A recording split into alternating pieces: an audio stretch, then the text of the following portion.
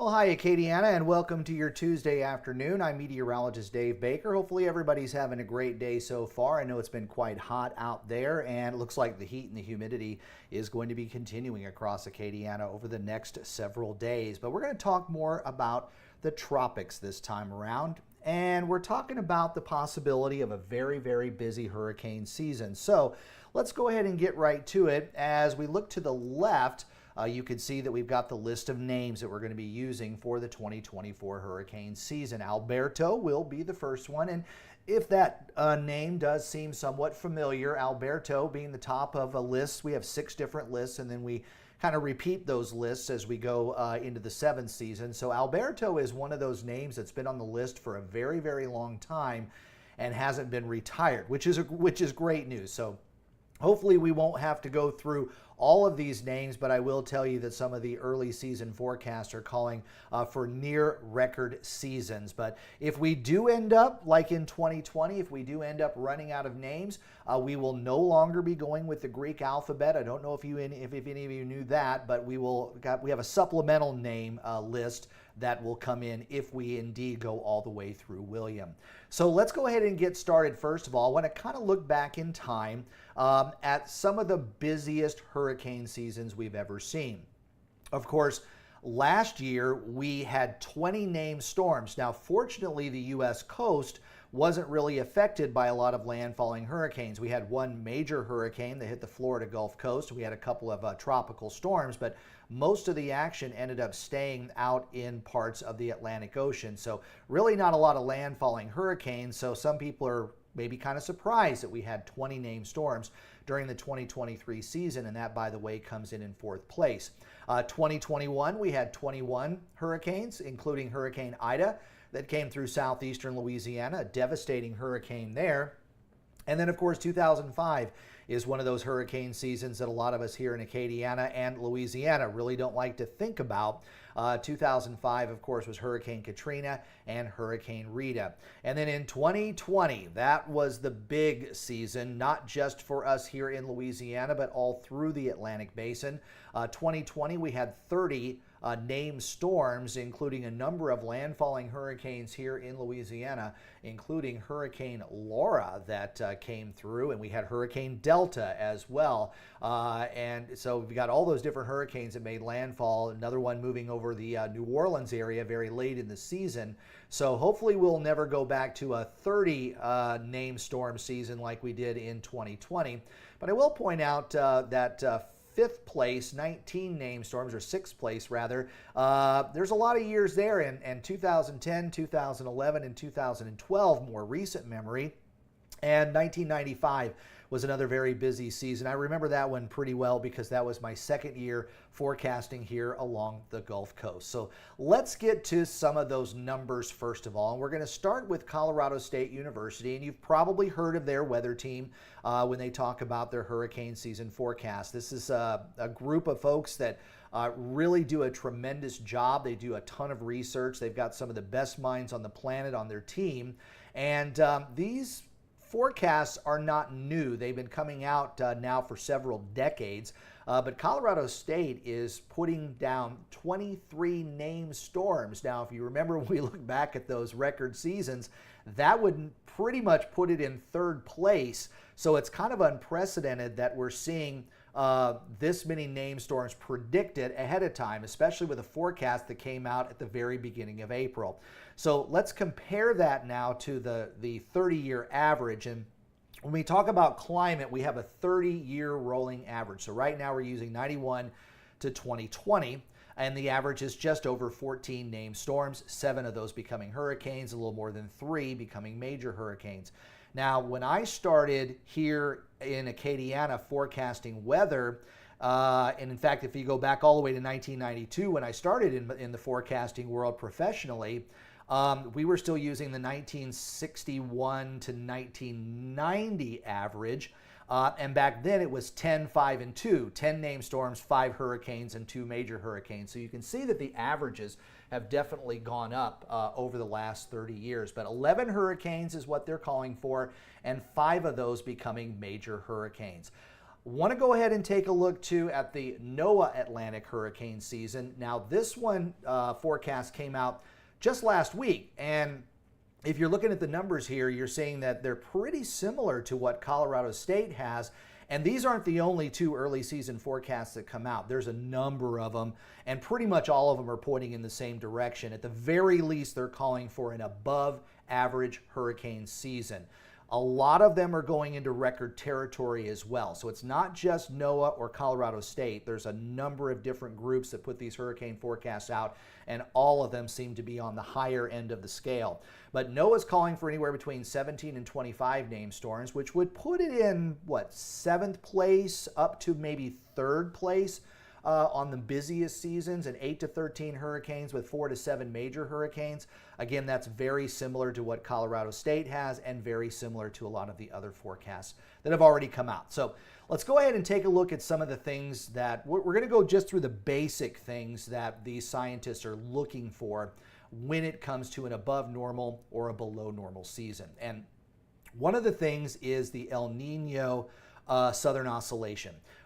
You've probably heard of El Nino and La Nina. It's a pretty common term in weather, and most people that aren't meteorologists or just watch TV, they've heard of El Nino and La Nina. And a lot of times when people think of El Nino, they think of Southern California in the wintertime. They always seem to get slammed by these massive winter storms with the mudslides and the snow and everything. So that's usually the stuff that really makes the news. But El Nino is a period of time when the waters in the Pacific Ocean run warmer than average. And the areas that we're looking for is right here over the Pacific Ocean, west of the South American continent. And you can see that there are some blues on that map there. Now, this is what's called the daily sea surface temperature anomaly. And basically what it's telling you is, are these waters warmer or colder than what they should be today? So the colors are turning more blue, and over the last several weeks, those colors have been turning more blue, which is indicating the water temperatures are cooling. And El Nino is when the waters there are above normal, and La Nina is when the waters there are below normal. So we are starting to see some hints of La Nina coming back in that particular part. Now, also want to kind of point out to you some of the water temperatures that we're looking at here over the Atlantic Ocean. Right about in here is what we would consider the development zone, and you can see that generally all of the waters there, and if you look into the Caribbean and the Gulf of Mexico as well, all of those waters have been running above normal. So tropical weather is basically ready to go in those areas. But you're probably asking, well, why would we care about what the Pacific Ocean is doing versus what it's going to mean for an Atlantic hurricane season? Well, that's always one of the best questions. And there's different global climate changes that happen when certain things go on, such as El Nino and La Nina. And La Nina tends to see a little bit more hurricane activity, while El Nino seems to see a little bit less. And last year we were actually in an El Nino pattern, and a moderate El Nino, nothing super strong, but we were in a moderate El Nino pattern, but we still managed to get 23 named storms over the course of the year. So it ended up being a well above normal season, even though we were in El Nino. Now, El Nino is still right there. Sorry about my overzealous mouse here, but El Nino, this is where we are right here. And the El Nino-La Nina dividing line is basically that zero line right there. So anything above that line would be El Nino, and anything below would be La Nina. And as you can see in the forecast here, there's a lot of the models that are starting to get that number down into the La Nina threshold, and basically all of the models are doing that. And I also want to point out to you here on the bottom is that the time where that's going to be going in here is going to be somewhere around the peak of the hurricane season. So we're talking about August, September, October. That's when you get where the El Nino tends to be trending down toward La Nina. So as we're looking toward the peak of the hurricane season, the last thing we want is La Nina, because it tends to bring additional storms. Now, why would it be bringing additional storms? So this is a really cool graphic I like.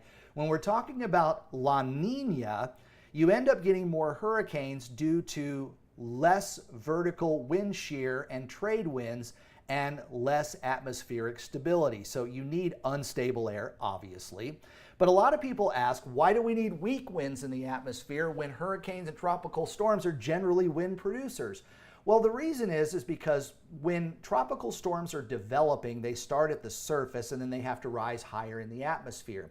And the best, most efficient tropical systems have a vertically stacked center. So that center of low pressure. I want you to think of the satellite images that you've seen in the past of a Category 5 hurricane, and you look right down into that eye and you can see straight down to the ocean. That's a very well developed, vertically stacked type of system.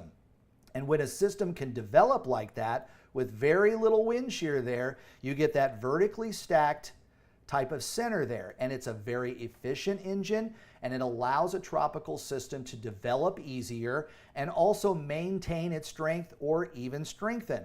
Well, the opposite happens when we have the El Nino. You have that vertical wind shear that's basically blowing the mid part or the top part. So you don't have that vertical stacked center like you would in a very mature hurricane. But really, a lot of the vertical winds in with La Nina, with the lighter winds, it allows early tropical systems to develop. So as they're just in the developing stage, if the winds don't blow the tops off of these things, they are able to continue to strengthen and organize and become these very well stacked tropical systems. So if you have less winds in the mid and upper levels of the atmosphere, then even the early development of systems have a way better chance of getting going. And when you have all of that warm water that's out there over the Atlantic basin, the development zones essentially, and then you pair that with some light wind shear, then really anything that just gets started has a better chance of becoming a full-fledged tropical storm or hurricane. So as you look at these water temperatures right now, virtually the entire development zone is over 80 degrees. And I know most of you already know that you need to have 80-degree water to sustain a tropical system. And some of those 80-degree waters are even going up through the Gulf Stream up the Atlantic coast. And all of the development zone, we're seeing those temperatures above 80 degrees as well. So anything that would try to develop would have the support of the water. But there's another factor that goes into this. It's not just the surface temperature of the water, but sometimes we look at how deep that 80-degree water goes. So the deeper it goes, the more premium that fuel is. So even if a tropical system were to go over that warm water, a lot of times it can churn up some of the colder water that's under the surface. But if that warm water goes very deep, then you have a lot of energy that goes along with it. So when you have that combination, it's almost just like premium fuel for these systems to develop. And as we look at the anomalies, again, we're talking about the water temperatures compared to normal. And this is looking over the last couple of years. If you look here to the left, this is 2022. Now, we were still above normal when it came to the water temperatures, but then in 2023, we ended up being in record territory pretty much for the entire year and all the way through the hurricane season. That might be something that was able to offset El Nino's effect during the 2023 hurricane season. But then check this out. As you get into the early part of 2024, we were exceeding 2023, which was already a record in the first place. There was a little bit of a dip in those water temperatures, but they do seem to be coming back up once again. This takes us right through the beginning of May, and we should get another update on this graphic here coming up in the next week or so. Oh, and by the way, I'm trying to put all of the links of all of the graphics that I'm using here so that you can go back and kind of do your own research and click on there, and you can make your own forecasts if you want. There's several links that are already below in the description. I'll probably be adding more as we go after we're done with the live stream, and then this video will just kind of rest on the channel. Meanwhile, let's go ahead and just talk about June, because June is kind of an interesting month because this is the time of the year where we get a little bit more what we would call homegrown systems. And if you look over the western part of the Gulf of Mexico, particularly in the Bay of Campeche, that's one of the hot zones when it comes to development. So these are where the storm systems are born. The western part of the Gulf of Mexico, the Caribbean, the western part of the Caribbean toward the Gulf of Honduras, and then getting down into the southwestern Caribbean Sea along the Nicaraguan, Costa Rica, and Panamanian coastline. And then there's yet another area there over the Bahamas and north of Haiti and the Dominican Republic. The place that we get the most worried about is there in the Western Caribbean, just south of the Yucatan Channel, and of course the western part of the Gulf of Mexico. Main reason for these is because they give folks a lot less time to prepare, because a lot of people think about these giant hurricanes that end up rolling off the African coast, and you've got a week and a half to watch them as they cross over. But we in recent history have seen tropical storms and hurricanes develop early in the season like this in the Bay of Campeche or the southern part of the Gulf of Mexico, and then race northward toward the Texas-Louisiana Gulf Coast. Sometimes as strong category or as strong tropical storms, but even they've made Category 1 hurricanes at times, and that's in recent memory. But back in 1957, Hurricane Audrey ended up being a Category 4 hurricane, making its way onto the Louisiana Gulf Coast back in June of 1957. Now, a little over 30 years ago when I moved to Acadiana, Hurricane Audrey, that was the storm that everybody was still talking about. They talked about Hurricane Camille, they were talking about Hurricane Andrew, but Audrey was really the one that was kind of like the threshold of this is the bad, bad, bad hurricane. So Hurricane Audrey, when it made landfall as a Category 4, surprised a lot of people because many folks went to bed thinking that they would be able to have enough time the next morning to get out. Now, you also have to remember this is Cameron Parish in 1957, so television is still in its infancy. There were no satellites in the sky to take pictures of the clouds. You basically had some very primitive radar, probably some old World War II bomber radars that were giving us images of Hurricane Audrey. There was some reconnaissance data from the hurricane hunters that was going on at that time. And then you had your ships that were out in the western ship travel that was over the western part of the Gulf of Mexico. So the information getting to people was very limited, and the forecast tools that meteorologists had were also quite limited as well.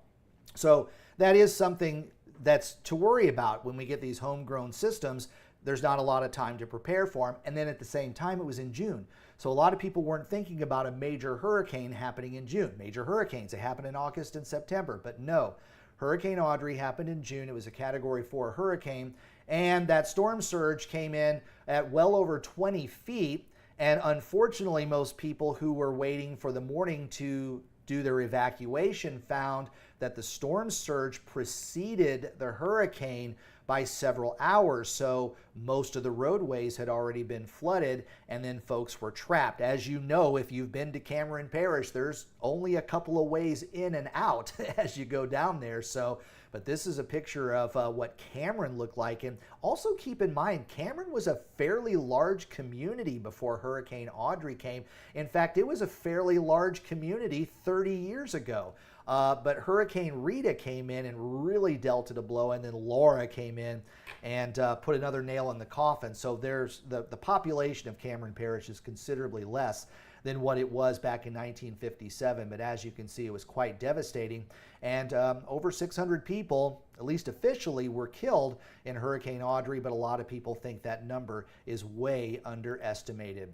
Well, let's go ahead and look at what's going on today. So we've got the 7-day tropical outlook here, and the National Hurricane Center over in Miami. Not too excited about what's going to happen over the next several days. You may have seen Acadiana weather today last week, where we talked about a bit of a disturbance that was just north of Puerto Rico and near the Bahamas. And occasionally we do get a preseason storm. It used to be about every other year. Now it seems to be about 60 to 70% of years we have a preseason storm. So let's go ahead and take a look at the tropical satellite first of all. So we're going to look at the entire Atlantic basin for the first shot here. And we don't have much out there. Got a bit of a tropical wave that's out in the middle part of the Atlantic. You got another tropical wave that's right here along the South American coast, and you got another tropical wave that's working its way across the Caribbean. And then you got a flare up of some thunderstorm activity there over parts of the Caribbean. And that's one of the areas that we're going to watch a little bit, because as we showed you in the graphic before, this is one of the areas that does tend to see development early in the hurricane season. And that's a pretty good flare-up of thunderstorms that are in and around that area. But there's quite a bit of wind shear. When we talked about that vertical wind shear, there's a lot of that right up here just north of that.